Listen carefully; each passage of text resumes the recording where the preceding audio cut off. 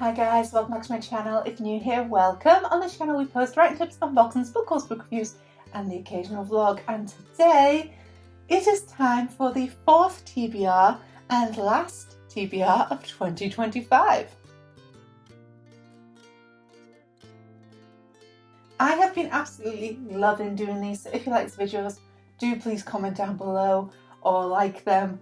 Let me know because I love making them. We are going to do my fourth and final TBR for 2025 and I'll go through what came up in the last TBR. First of all, the Terry Pratchett I had to read for the last TBR was A Hat Full of Sky by Terry Pratchett, and I love this. There is a book review of this coming out. I'll pop a link above for when that comes out. And I gave this 4.5 stars out of 5. It just didn't quite have the sparkle I wanted, but loved it, and it's the second book in the Tiffany Aiken series, and I'm looking forward to reading more about Tiffany Aiken.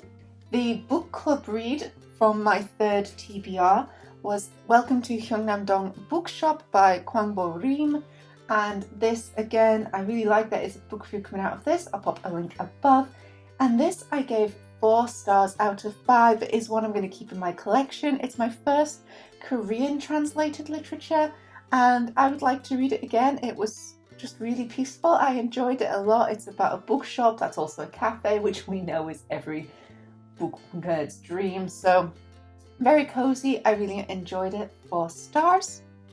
We then have the 3 books that came up in my TBR. So the first one was for a classic, and that was The Left Hand of Darkness by Ursula K. Le Guin. This is my first Ursula K. Le Guin read. I loved it. Again, there's a book review coming out of this. I'll pop a link above. And I gave this 5 stars out of 5. It is obviously dated, but for the time period it was written, Ursula K. Le Guin was a pioneer and was really grappling with the idea of gender. And after this book, she did go on to write 2 further essays on gender. And I really love that because obviously there are mistakes. There are things that could have been a lot better. Personally, did she push it far enough? No. For the time period it was written in, it was pioneering in the world of gender. And also I found it a lot easier to read than I thought I would for something written in that time period. I do recommend it, and I will be reading more Ursula K. Le Guin, so stay tuned for those on the channel. 5 stars. We then had Blossoms and Shadows. This is a book that was which was my must read of this year in my New Year's book tag. That link's above me now if you want to see. I've had this on my bookshelf for so long, and I adore Leanne Hearn. She's such a good writer. This one there is not a book review coming out of, so I will review it now for you. I have one quote from this, and that is page 282. There is something deeply depressing about English tea. It is too strong and bitter to drink black. But adding milk, it gives it a sourish taste.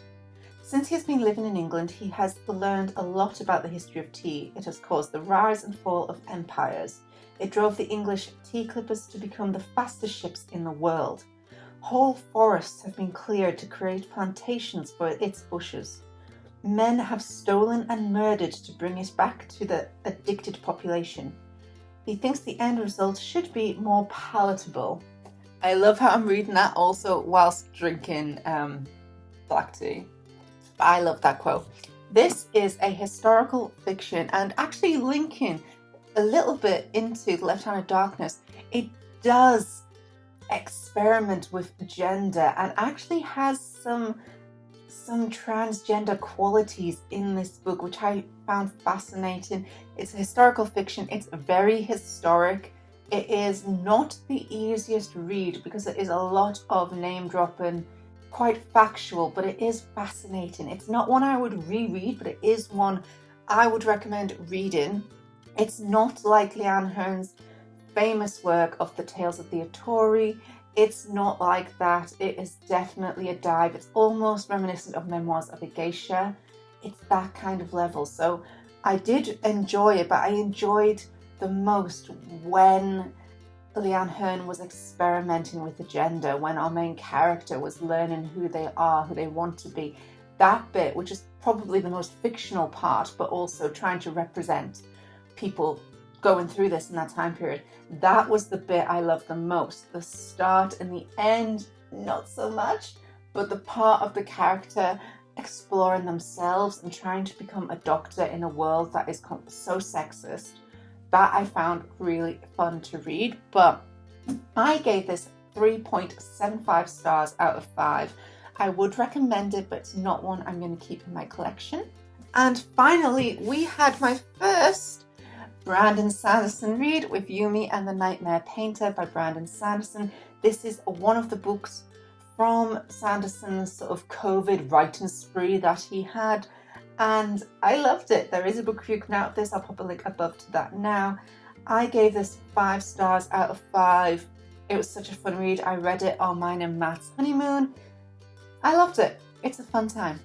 And that is the wrap up from the books from my third TBR of 2025. We are now going to get my TBR for the fourth quarter of 2025. Before I do the jar for my 3 jar picks, I first need to tell you my Pratchett read of this quarter and also my book club read. The Pratchett book that I need to read in this fourth quarter is Going Postal by Terry Pratchett. Let me read you guys the blurb of this one. Moist von Lipwig is a con artist and a fraud and a man faced with a life choice. Be hanged or put Ankh-Morpork's Aeolin Postal Service back on its feet. It's a tough decision.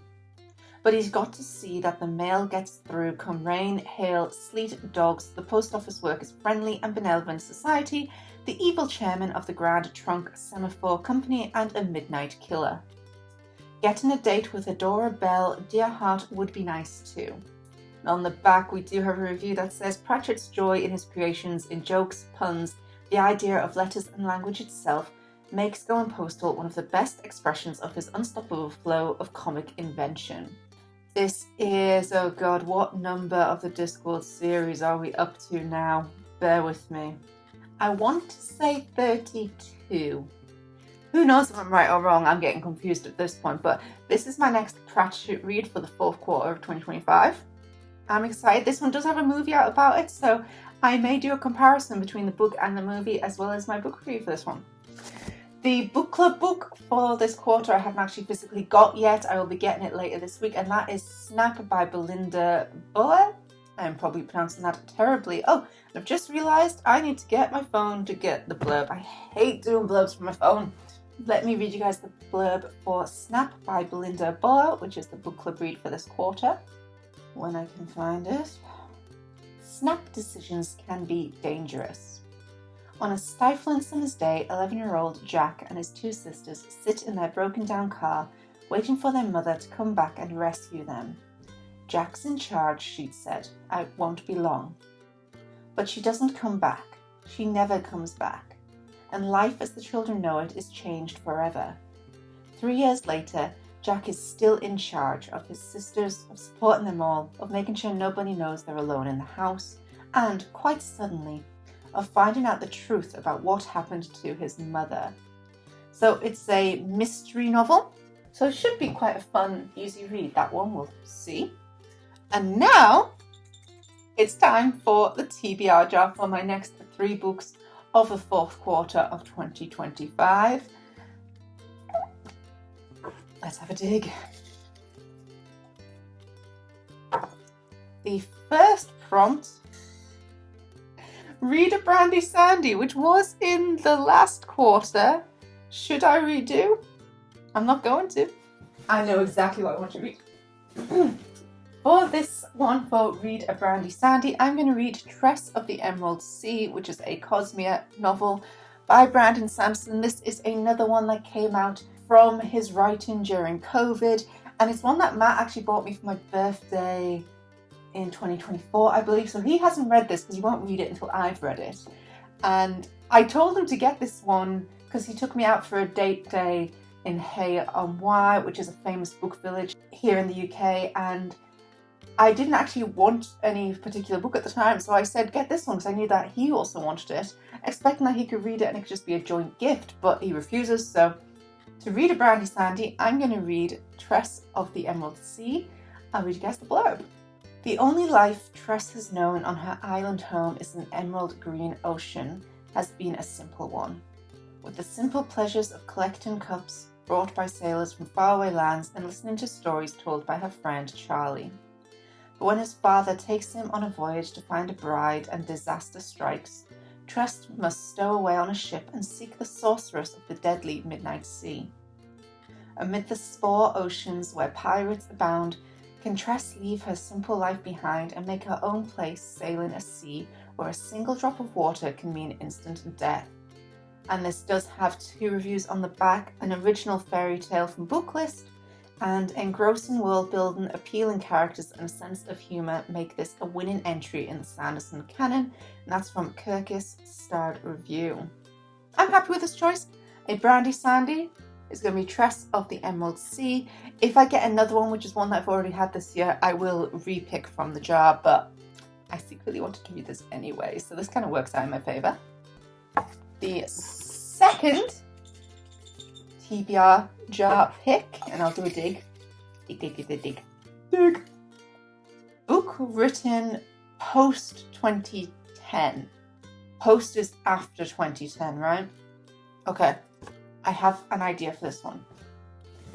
2 ideas. 2001, so you are out. Damn it! That Trudy Canavan trilogy is one that's on my list that I would like to read this year. Okay, so this one I am pretty sure is definitely on it. Yes. Okay, this one is 2024. Yeah, I'm gonna go this one. So this is Feybound by Sarah L. Arifi. This is a book that I bought during a book date, I think in 2024, that me and Matt had just in our local town. I'm trying to get through my TBR since that TBR video. I'll pop a link above me now if you haven't seen that. Oh my god, I am bad. So I've been on a semi-book buying ban where I only buy books I definitely really 100% want. And I'm trying to read as many of the books I've had in my collection the longest. I think I'm going to go Feybound. It's one that I recently put in a pick between 3 books I'd like to read right now. Let me read you guys the blurb for this one. Oh, on the back it says, divided by blood, imprisoned by fate, and bound by desire, welcome to the intoxicating world of the Fae. I do love the Fae, so... And it has a map. J.R.R. was born on the battlefield, lived on the battlefield, and one day she knew she'd die on the battlefield. As a warrior in the Elven army, J.R.R. has known nothing but violence her whole life. Her sister, Lettel, is trying to make a living as a diviner, seeking prophecies of a better future. When a fatal mistake leads to J.R.R.'s exile from the Elven lands, both sisters are forced into the terrifying wilderness beyond their borders. There they encounter the impossible, the Fae court. The Fae haven't been seen for a millennium, but now J.R.R. and Lettel are thrust into their seductive world, torn between their loyalty to each other, their elven homeland, and their hearts. Feybound is the first book in an enchanting new trilogy from the Sunday Times best-selling author of The Final Strife. Feybound is going to be my post-2010 read. The last TBR jar pick for this year, the last prompt, is going to be... I want a proper bottom one. That kind of sounds weird. The last one for 2025. Red on the cover. That one is very red. Okay. Red on the cover. Oh! Sorry about that. The camera overheated. Yay! So, we are back and the prompt from the TBR jar that we were working on is red on the cover. Typically, Feybound, the last pick, has a lot of red on the cover, but I have found 3 books that might pass for this. And those are, this might be a little bit tenuous, but Trudy Canavan, The Magician's Guild, that's red, right? The writing is in red. Tenuous? Kind of counts. The other 2, it definitely would count. We have Skandar and the Unicorn Thief by A.F. Stedman. This was one I got from our wedding book swap. I'll pop a link above now to that video. I believe it was my friend Jazz who put this into the wedding book swap. I'm excited to read this one. So that's one, it's definitely read. And the other one is actually a Christmas gift that Matt's mum and dad got for him last Christmas, so Christmas 2024, and that is Letters from Father Christmas, edited by Bailey Tolkien, and it is letters from J.R.R.Tolkien to Father Christmas, a tradition that his family did. This is the 4th TBR jar, and therefore it will go into December. So I am leaning towards this one, but at the same time, I want to read this trilogy this year as well. I feel like this one's cheating. Yeah, that one's a bit of a cheat. Okay, we're gonna go with Letters to Father Christmas by J.R.R. Tolkien, edited by Bailey Tolkien. Let me read you guys the blurb. My dear children, I am more shaky than usual this year. The North Polar Bear's fault. It was the biggest bang in the world and the most monstrous firework there has ever been. It turned the North Pole black. Every December, an envelope bearing a stamp from the North Pole would arrive for J.R.R. Tolkien's children. Inside would be a letter in strange, spidery handwriting and a beautiful colour drawing. They were from Father Christmas, telling wonderful tales of life at the North Pole. How all the reindeer got loose and scattered presents all over the place. How the accident-prone polar bear climbed the North Pole and fell through the roof of Father Christmas's house into the dining room. How there were wars from the troublesome horde of goblins who lived in the caves beneath the house. From the first note to Tolkien's eldest son in 1920 to the final poignant letter to his daughter in 1943, this new edition celebrates the centenary of that first letter with a stocking full of charming letters, pictures and decorated envelopes, and it is a festive feast for readers for all ages. Okay, that's the choice for red on the cover. And that's it for the TBR jar, so let us just go back through. So red on the cover, we are going for Letters from Father Christmas by J.R.R. Tolkien, but edited by Bailey Tolkien. For a book written post-2010, we are going for Feybound by Sarah L. Arifi. And for Read a Brandy Sandy, we are going for Tress of the Emerald Sea by Brandon Sanderson. And then the book club read I'll pop up here is Snap by Belinda Bower.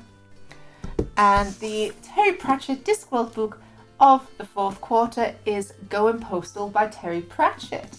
That's it for my 4th and final TBR jar of 2025. Thank you guys so much for watching. I hope you enjoyed this video. If you like what you see, don't forget to subscribe to this channel. It's like as soon as I upload, click that little bell down below.